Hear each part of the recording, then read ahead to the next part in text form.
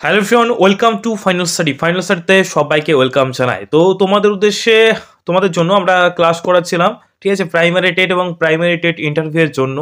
তো primary TET এবং primary ইন্টারভিউয়ের জন্য পরিবেশ বিজ্ঞান বা ইভিএস বলতে পারো, ঠিক আছে।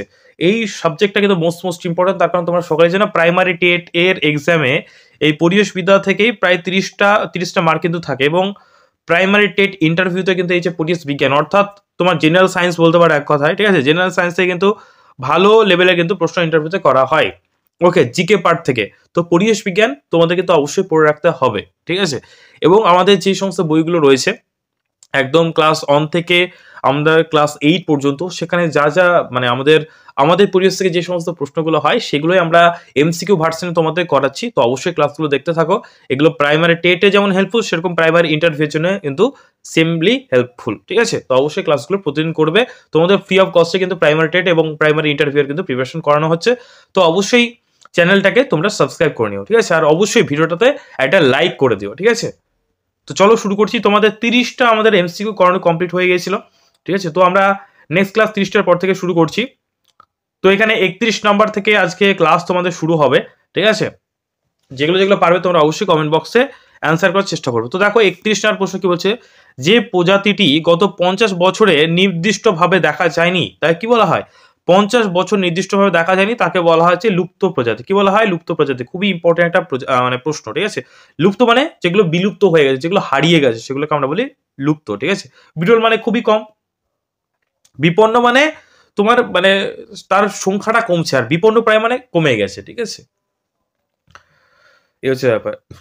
নেক্সট দেখো 32 প্রশ্ন নাম্বার, যে যার জমিতে অধিক হারে ব্যবহার করলে, ঠিক আছে, জমি ক্ষার ধর্মী হয়ে ওঠে সেটি কি?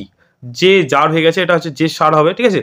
যে সার জমিতে অধিক হারে ব্যবহার করলে জমির ক্ষার ধর্মী, ঠিক আছে, ক্ষারের পরিমাণটা বেড়ে যায়, সেটা কি? সেটা হচ্ছে পটাশ সার, ঠিক আছে। পটাশের সংকেত কি তোমরা অবশ্যই কমেন্ট বক্সে জানাও, ঠিক আছে। পটাশের সংকেত কি সেটা তোমরা কমেন্ট বক্সে জানাও।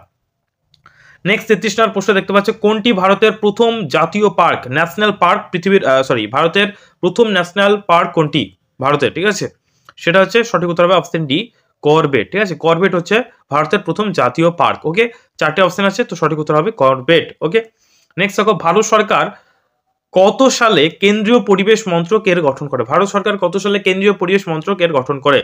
তো দেখো 81, 85, 84 না 92? তো সঠিক উত্তর হবে অপশন বি, 1985 সাল, ঠিক আছে। 1985 সালে তোমার কেন্দ্রীয় পরিবেশ মন্ত্রক এর গঠন করে। নেক্সট প্রশ্ন, লাল তথ্য পুস্তিকা বা রেড ডেটা বুক, দুটো ভাবে কিন্তু প্রশ্ন দেয়। লাল তথ্য পুস্তিকা বা রেড ডেটা বুক, এই তথ্যগুলি হচ্ছে কি না, যে সমস্ত প্রাণীগুলো হচ্ছে বিপন্ন প্রজাতি সংক্রান্ত, যেগুলো যার সংখ্যা কিন্তু কমছে, সেটা হচ্ছে রেড ডেটা বুক হয়, গ্রিন ডেটা বুক হয়, বিভিন্ন রকম ডেটা বুকগুলো হয়েছে। তো এই রেড ডেটা বুকের মানে হচ্ছে তোমার বিপন্ন যে প্রাণী সেই সংক্রান্ত সমস্ত তথ্যগুলোকে সংগ্রহ করে রাখা হয় এই রেড ডেটা বুকে, ওকে। লাল কালারের বইটা হয় বলে এটাকে বলা হয় রেড ডেটা বুক, ওকে।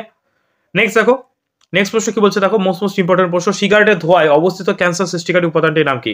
সিগারেটের ধোঁয়ায় অবস্থিত ক্যান্সার সৃষ্টিকারী উপাদানটির নাম হচ্ছে তোমার ক্লোরোবেনজিন। অপশন সি হয়ে যাবে সঠিক উত্তর, ক্লোরোবেনজিন হয়ে যাবে সঠিক উত্তর, ওকে। নেক্সট প্রশ্ন, পাখির দ্বারা বিস্তার লাভ করে সেই রোগের নাম লেখো। পাখির দ্বারা বিস্তার লাভ করে সেই রোগের নাম কি? 4টে অপশন আছে, ঠিক আছে।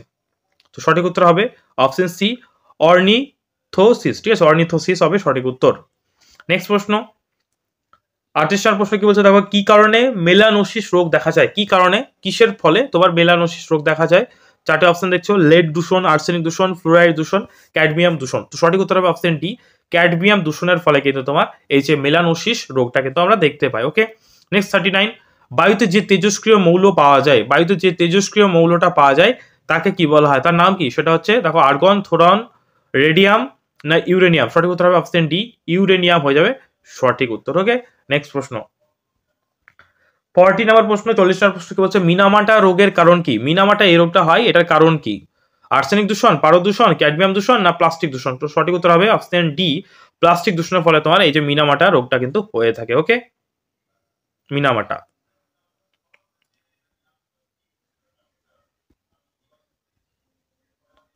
নেক্সট দেখো, কত ডেসিবেল, ঠিক আছে, কত ডেসিবেল শক্তি সম্পন্ন শব্দে মানুষের কানের পর্দা ছিঁড়ে যেতে পারে? তো সঠিক উত্তর হবে 160 ডেসিবেল, ঠিক আছে, 160 ডেসিবেল কিন্তু কানের পর্দা ছিঁড়ে যেতে পারে। 41 নম্বর প্রশ্ন। নেক্সট দেখো 42, পরিবেশ বলতে বোঝায় কি? পরিবেশ বলতে কি বোঝায়? চারটে অপশন আছে, তো সঠিক উত্তর হবে অপশন ডি, প্রাকৃতিক, সামাজিক এবং অর্থনৈতিক অবস্থা হচ্ছে পরিবেশ, ঠিক আছে। এখানে প্রাকৃতিকও বোঝাবে, সামাজিকও বোঝাবে এবং অর্থনৈতিক অবস্থা, এই তিনটাকে কিন্তু বোঝানো হয় পরিবেশ বলতে। ওকে, যে শিল্প দূষণ ছড়ায় না সেটা কি বলা হয়? এখানে যে অপশনগুলো রয়েছে এর মধ্যে কোন শিল্পটি দূষণ ছড়ায় না, মানে পলিউশন ক্রিয়েট করে না?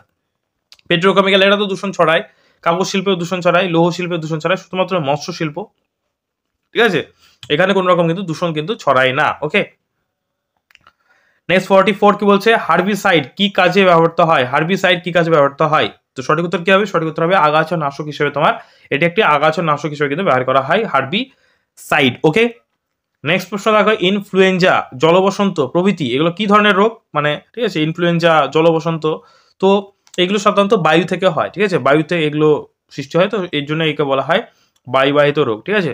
তোমরা কমেন্ট বক্সে একটি জলবাহিত রোগের নাম কমেন্ট করে জানাও, ঠিক আছে, এটা তোমাদের হোম ট্যাক্স থাকলো, ঠিক আছে, এইচডব্লিউ দিয়ে দিলাম যে জলবাহিত একটি রোগের নাম তোমরা কমেন্ট বক্সে কমেন্ট করে জানাও। ওকে, 46, কত সালে বায়ু দূষণ সম্পর্কিত আইন পাস হয়? কত সালে বায়ু দূষণ সম্পর্কিত আইন পাস হয়? তো সঠিক উত্তর কি হবে?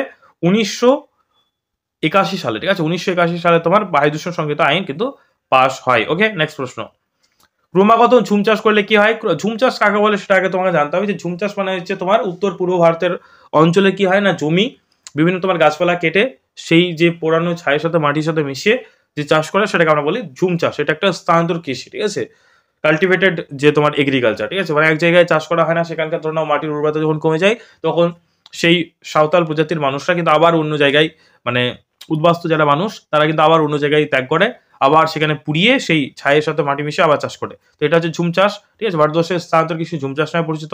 বিভিন্ন জায়গায় তোমার পোডো, ঠিক আছে, পোনাম, বিভিন্ন নামে পরিচিত, তো ভারতবর্ষে ঝুম চাষ নামে পরিচিত। তো ক্রমাগত ঝুম চাষ করলে কি হয়? বলেই দিলাম যে মাটির যে উর্বরতা, মাটির যে ফলন করার শক্তি সেটা কিন্তু হ্রাস পায়, ঠিক আছে, সঠিক উত্তর হবে অপশন এ।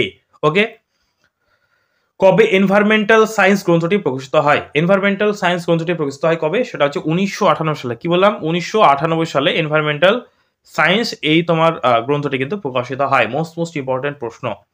ভোপাল দুর্ঘটনার জন্য দায়ী কোন তোমার পদার্থটি? তো সঠিক উত্তর হবে এমআইসি, মিথাইল আইসো সায়ানেট। এটা কিন্তু ফুল ফর্ম কিন্তু পরীক্ষায় আসে, এমআইসি এর ফুল ফর্ম লেখো, তো সঠিক উত্তর হবে মিথাইল আইসো সায়ানেট। অনেক সময় এরকম ভাবে শর্ট ফর্মেও দেয়, অনেক সময় ফুল ফর্মে কিন্তু দেয়, তো দুটোই তোমাদের মাথায় রাখতে হবে। ওকে, একমাত্র বোটানিক্যাল গার্ডেন সংরক্ষিত উদ্ভিদ প্রজাতি হলো, সেটা হচ্ছে কোনটা? সেটা হচ্ছে সোফারো, ঠিক আছে, সোফোরা টরোনিরো, ঠিক আছে, সঠিক উত্তর হবে অপশন সি। নেক্সট প্রশ্ন, মানুষ খাবার ছাড়া বাঁচতে পারে কতদিন? মানুষ খাবার ছাড়া বাঁচতে পারে প্রায় 5 দিন, 15 দিন, কতদিন হবে? মানুষ খাবার ছাড়া বাঁচতে পারে প্রায় কতদিন?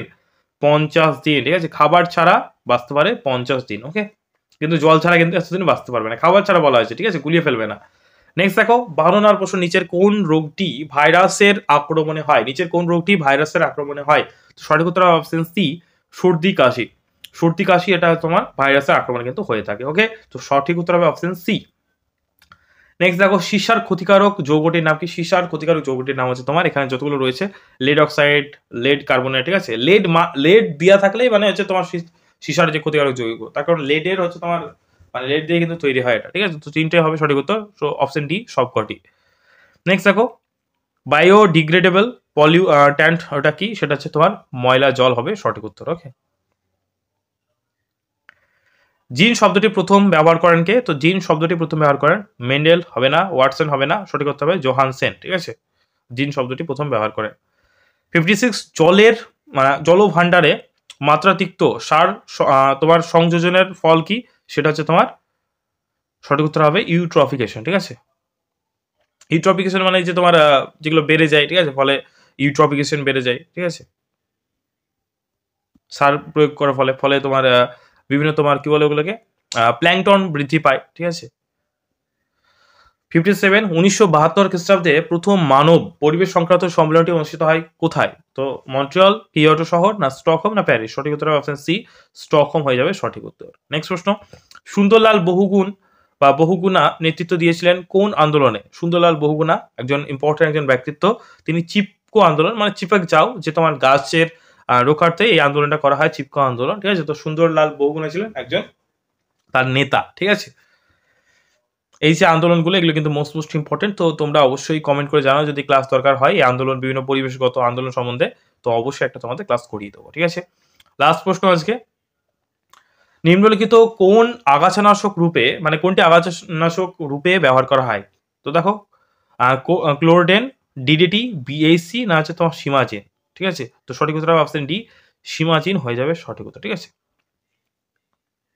তো আশা করি ক্লাসটি তোমাদের ভালো লেগেছে। যদি ক্লাসটি ভালো লেগে থাকে অবশ্যই ভিডিওটাতে একটা লাইক করে দাও। তোমরা ক্লাস দেখো, ভিডিওটাতে লাইক করো না, ঠিক আছে। অনেকেই চ্যানেল সাবস্ক্রাইব করো না, তো অবশ্যই চ্যানেলটাকে সাবস্ক্রাইব করো না এরকম ভিডিও সবার আগে নোটিফিকেশন পেতে, ঠিক আছে। সাবস্ক্রাইব করা থাকলে কি হয় বলো তো, সাবস্ক্রাইব করা থাকলে যে কোনো ভিডিও আপলোড হলে তৎক্ষণাৎ তোমার যে নোটিফিকেশন বার মোবাইলে, সেখানে কিন্তু এরকম ভাবে কিন্তু নোটিফিকেশন তোমরা দেখতে পাবে। ফলে কিন্তু তোমরা মানে একটা অ্যালার্ম পাবে যে না ক্লাস হয়তো আসলো, ঠিক আছে। তো ফলে তোমরা পড়াশোনার মধ্যে থাকবে, ওর জন্যই বলা হয় সাবস্ক্রাইব করে নাও, তোমাদের লাভ। আর যারা যারা আমাদের সাথে যুক্ত হতে চাও তারা ডিসক্রিপশন বক্সে দেখবে হোয়াটসঅ্যাপ গ্রুপ রয়েছে, ঠিক আছে। হোয়াটসঅ্যাপ গ্রুপ রয়েছে এবং টেলিগ্রাম চ্যানেল গ্রুপ রয়েছে, সেটা তোমরা যুক্ত হতে পারো। অথবা আমাদের ফাইনাল স্টাডি অ্যাপ রয়েছে নিজস্ব, সেখানে আমাদের বিভিন্ন প্রাইমারির কোর্সগুলো করানো হয়। সেই তোমরা যদি আমাদের সাথে কোনো কোর্স করতে চাও তাহলে সেই অ্যাপগুলো ডাউনলোড করতে পারো এবং আমাদের কোর্সগুলো নিতে পারো, ঠিক আছে। ডিসক্রিপশন বক্সে যে নাম্বার আছে সেই নাম্বার তোমরা যোগাযোগ করতে পারো। তো থ্যাংক ইউ, ভিডিওটা এখানে শেষ করছি। দেখা হচ্ছে পরের কোনো ক্লাসে।